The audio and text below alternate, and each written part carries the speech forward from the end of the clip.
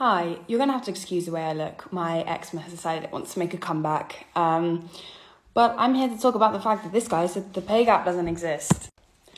And you're right, I am really invested in this kind of thing. And I do like to, advocate for equality. Oh, are you now? You could have fooled me. I mean, the nose ring is there, but the hair is not blue, so whatever. Regardless, you can be dumb on your own time, not on mine. Listen to this. Get ready with me to tell my prison husband I'm pregnant by his cousin.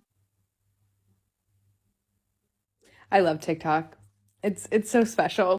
And that's exactly why it needs to be banned. But for the previous lady, the one you're responding to, how would that conversation go? Yeah, well, I mean, he was clapping my cheeks, but I promise I was only screaming your name in bed. How would that go? So you know that good old saying, single women keep women single? Imagine letting one of your single friends destroy your marriage before it even gets started.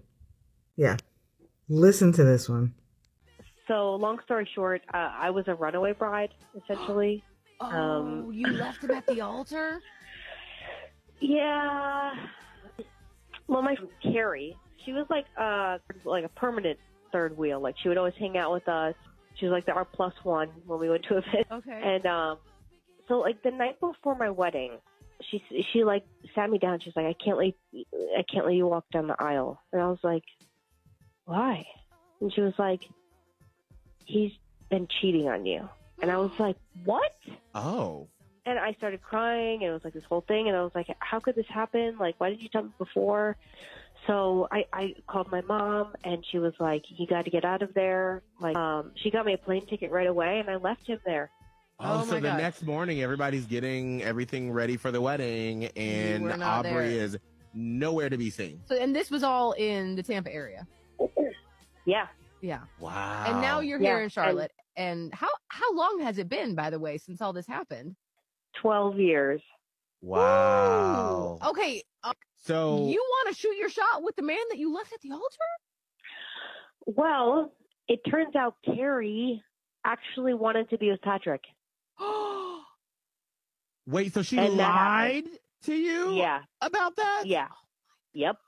What kind of drama are you living in? This is insane. She lives in the drama that she created for herself. No matter how many times you're gonna try to frame it in a different way, it all comes down to that. She made her own bed, she sleeps in it. She's so delusional, she went on that show with a message for the guy that she left at the altar 12 years ago. I'm sorry, take me back. Yeah, because I can absolutely see that happening. You guys know that there's a trend encouraging men to all get passports and travel abroad. It's not just for sights or good food. No. It's to find wives. Yeah, first of all, we know. Second of all, where they're going, they don't talk like this. This is seen as a way to restore the natural balance between masculine and feminine energy. They're not looking for no energy. They are just men going abroad to find women. Third of all, they also don't talk or act like this. Men, gross, nasty little creatures. Passport bros. They're allegedly getting passports and traveling to different countries to find mates, women to marry, who have values that they admire. Well, I'm a mother of 4 sons, and one of my sons married a woman from Spain, and I'm here to tell you she is the most precious person in the world. She's very well educated, she's very elegant, she's very feminine.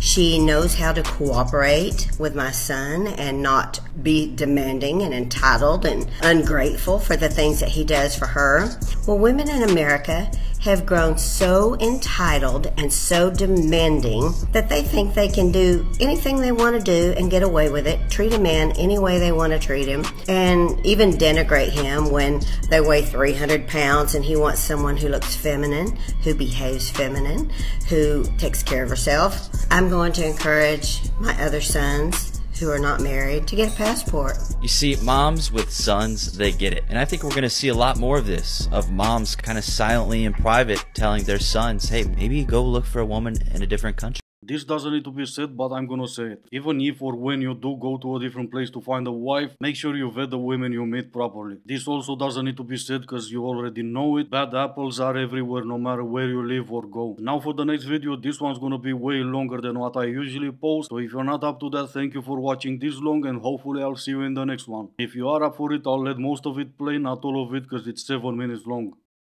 If a man can't spend $75 or $100 on a first date, he just...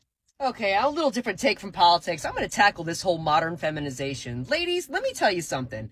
I'm going to give you a little story time. I met my husband on a chance going to New York visiting my sister, okay?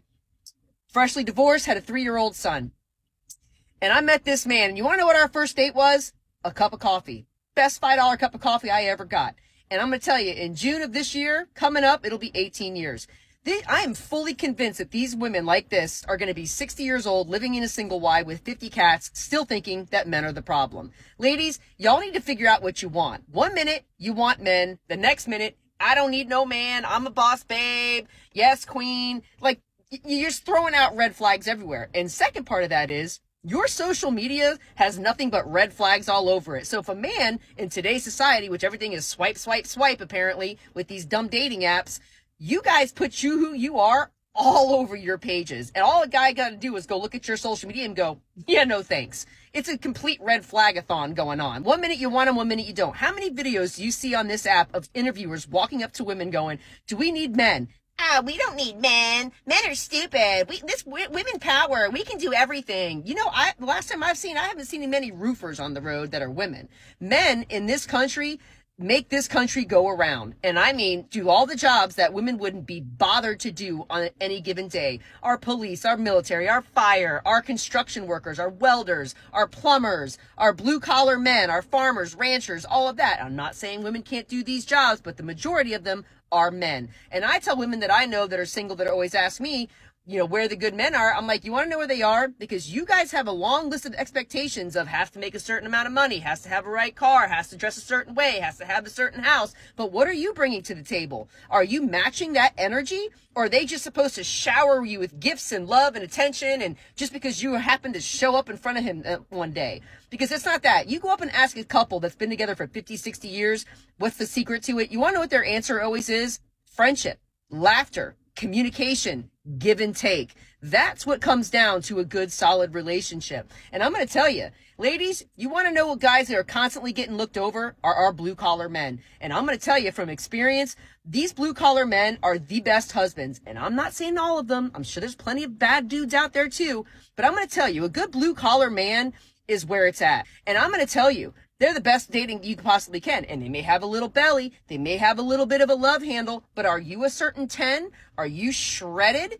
Because what you're bringing is what you're getting. That's how this works. Your guys' expectations are way up here. But you expect these men to just fawn all over you. But like, what are you bringing to the table? I'm going to tell you, when I met my husband, I was a little nervous because I make more money than he does. I'm a lot more financially secure. And a lot of guys are a little inferior of that. And you know what? He wasn't. But I am going to tell you this. This man is the hardest working man I have ever met. And anything that I need or want, it is done without a second guess. That man still opens my car door. He still holds my chairs out. And if we're walking down a sidewalk, I know which one side I'm going to be because his mother taught him that. And that's what I'm going to be teaching my son. Manners. You want to know where it starts? It starts with a good $5 cup of coffee, a good talk, communication. And listen, y'all know I'm a pretty feisty female, and listen, we fight good, but we also communicate and we talk through the good, the bad, and the ugly. And June, like I said, it's going to be 18 years.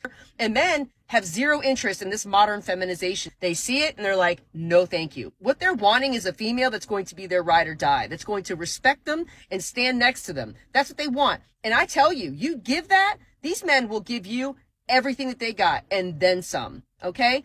But this is like, I keep seeing this over and over and over again. And these women, there's nothing wrong with being a boss babe. Listen, I've made a good living for myself for many years, but you know what I do? I respect him. He doesn't have to make the same kind of money that I make, but I respect the living shit out of my husband because that man will do everything in his power to make sure that my wants and needs are taken care of. And I mean, I could be on the side of the road and he will drop everything to come and make sure that I'm okay. And you want to know what I do in return? Encouraged him to go to school to become a firefighter. Encouraged him to train for a lieutenant. Encouraged him to open his first small business, which right now he's killing it being a welder. So that is what we do.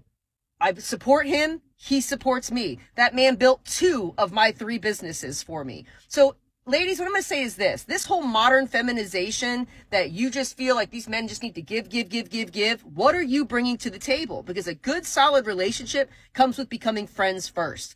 And that's really it. And taking that $5 cup of coffee. It's not always about the money. Well, is he treating his son good? His kids good? Is he treating his mother good? These are qualities that you should be looking at, not how much he spends on you on a first date. There's more she said, but I'm gonna end it here because she goes on for 2 more minutes. This is by far the easiest video I had to respond to, and it goes like this. The first one, the one she was responding to, she is a single mother. And I believe she has a baby daddy, not an ex-husband. This lady, well, she said it herself, she's been married for 18 years. And for all the blue-collar men out there, I see you.